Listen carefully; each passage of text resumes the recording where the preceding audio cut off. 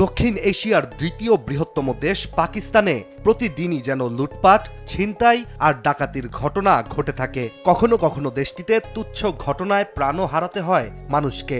ফলে পাকিস্তানের রাস্তায় সবসময় যেন বিরাজ করে অন্ধকার এক আতঙ্ক। কিন্তু এবার সেই অন্ধকারের মাঝে হঠাৎই জন্ম নিল এমন এক দৃশ্য যা দেখলে কঠিন হৃদয়ও গলে যাবে। পাকিস্তানের একটি দোকানের সিসিটিভি ক্লিপটি এখন ঝড় তুলেছে সোশ্যাল মিডিয়ায়, যার মাধ্যমে আবারও দৃশ্যমান হয়েছে একটি শিশুর নিষ্পাপ মন কখনো কখনো অস্ত্রের থেকেও শক্তিশালী হয়।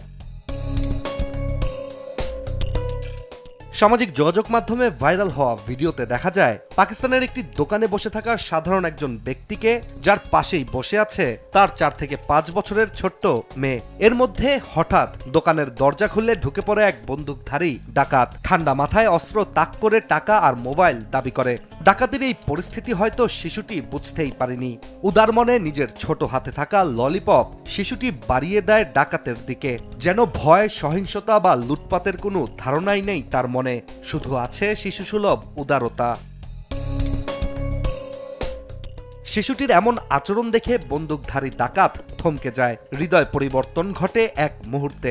এরপরই হাতে থাকা টাকা, মোবাইল সব ফেরত দিয়ে দেন দোকানদারের হাতে। আর বিদায় নেবার আগে শিশুটির মাথায় আলতো চুমু খান ডাকাতটি। তারপর অস্ত্র নিয়েই বেরিয়ে যান। এরপর দোকানদারও তৎক্ষণাৎ নিজের মেয়েকে কোলে তুলে নেন, কারণ তার এই ছোট্ট মেয়েটি তাকে বাঁচিয়েছে ডাকাতি থেকে।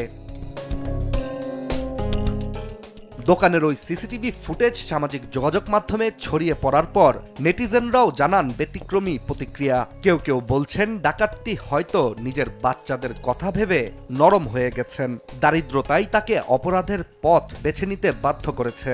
আবার কেউ কেউ বলছেন বাবা ও শিশুটি নিরাপদ ছিল, এটাই অনেক। এভাবেই একটি নিষ্পাপ শিশুর ললিপপ থামিয়েছে বন্দুকধারী ডাকাতকে। যেখানে পাকিস্তানের মতো দেশে অপরাধ আর ভয় প্রতিদিনকার বাস্তবতা, সেখানে এমন ঘটনা যেন মনে করিয়ে দেয় পৃথিবীতে মানুষের ভালোবাসা, সাহস আর উদারতা এখনো হারিয়ে যায়নি। ইশতিয়াক হোসেন, দেশ টিভি।